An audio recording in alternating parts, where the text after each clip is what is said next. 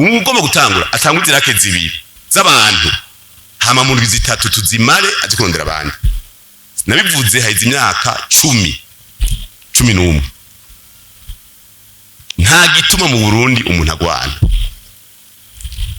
kugira ugwana ntamura kanyeshamba ngo bu telefone bwanyu baridagadura tuvuga tuti jya mu Karusizi tukonjige verbe duheze ega vyita guheza uyadukije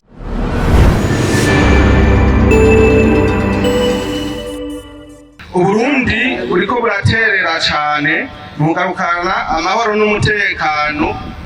mu karere no cyane mu gihugu ca Kongo. Ariko turiko twumva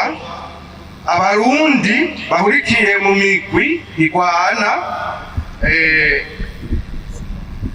nka Rede Tabara na FNL ya Nzabampema ariko hamagarira abandi barundi kwifatanya nabo ngo basenyure intwaro y'umugambwe CNDD FDD. Iyo ngendo muyivuga ko mbega nigiki musaba leta ko yokora kuri ivyo? Abari mu migwi ya Rede Tabara na FNL iki kintu soza ukivuga jewe abantu bose bari mu migwi bivugisha ngo bogwana aba natanze ikiganiro kuri Semish mu 2010 sinibuka itariki mugabo ndashoka 2015 ndumukuru n'amahinzo amateka cyagiye bacavuga ngo ndi kuri yavuze ko azomara abantu ngo kora n'ukwica abantu ngo avuze kora ngo n'ukwica abantu hajya niho nabivugiye navuze nti iyi migwi yose izira yiyegeranya urazi kubitegeka kwiyegeranya bananiwe no kugira kudeta nabwiye abantu biyegeranye mugaba amenye ubu kugira uronka umutahe gutanguza intambara mu Burundi wegeranye ico gihe navuze nti ugomba gutangura atangwa inzirake zibiri z'abantu hama mu ndwi zitatu tuzimare aje kurondera abandi.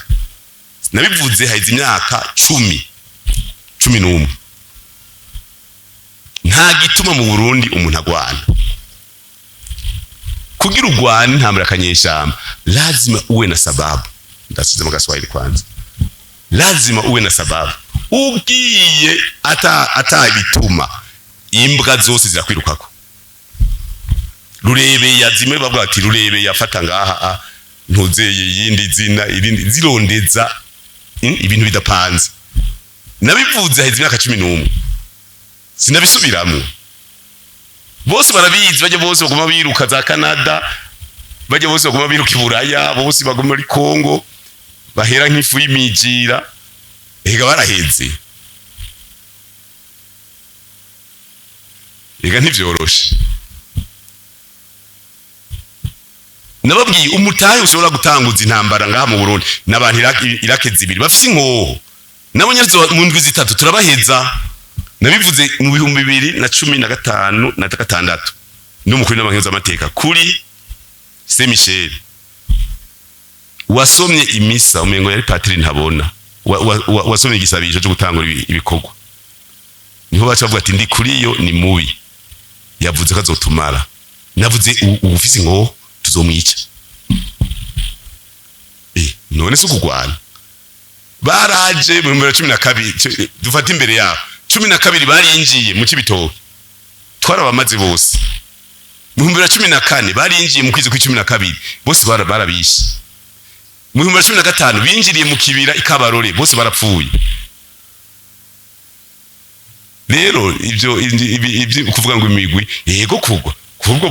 bu telefone bwanyu baridagadura tuvuga tuti jya mu Karusizi tukonjige verbe duheze ega vyita guheza